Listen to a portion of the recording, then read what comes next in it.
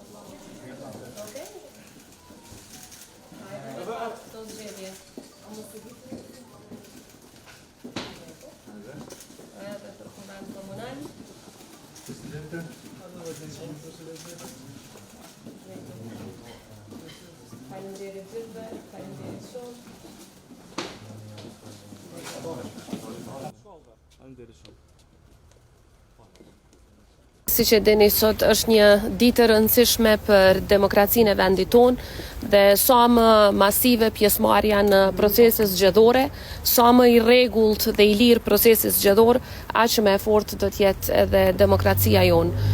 I uroj suksese të gjithë atyre që po marrin pjesë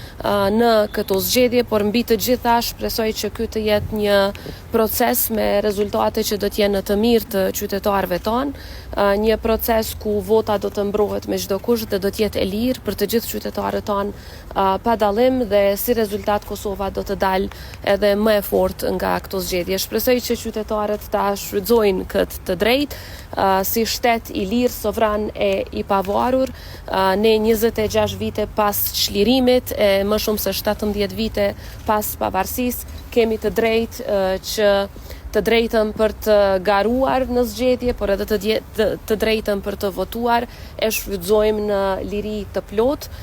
Prandaj është shumë e rëndësishme që qytetarët tanë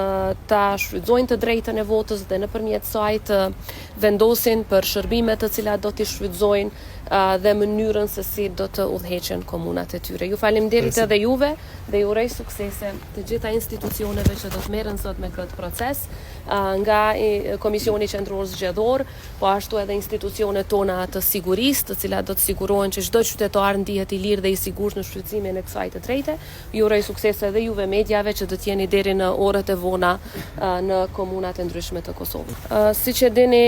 vazhdimisht Serbia ka ndërhyrë në proceset zgjedhore në Kosovë. Ne natyrshëm që me institucionet tona të sigurisë do të bëjmë çmos që të gjithë qytetarëve, përfshi edhe atyre në veri, t'ju garantohet e drejta e lirisë në votë. Megjithatë,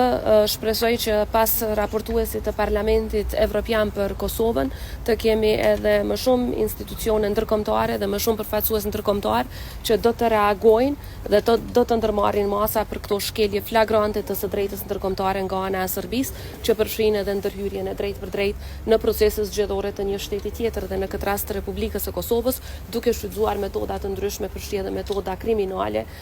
për këto ndërhyrje. Pavarësisht të gjitha këtyre, jam e bindur që institucionet tona do të bëjnë çmos që të ruhet integriteti i procesit zgjedhor.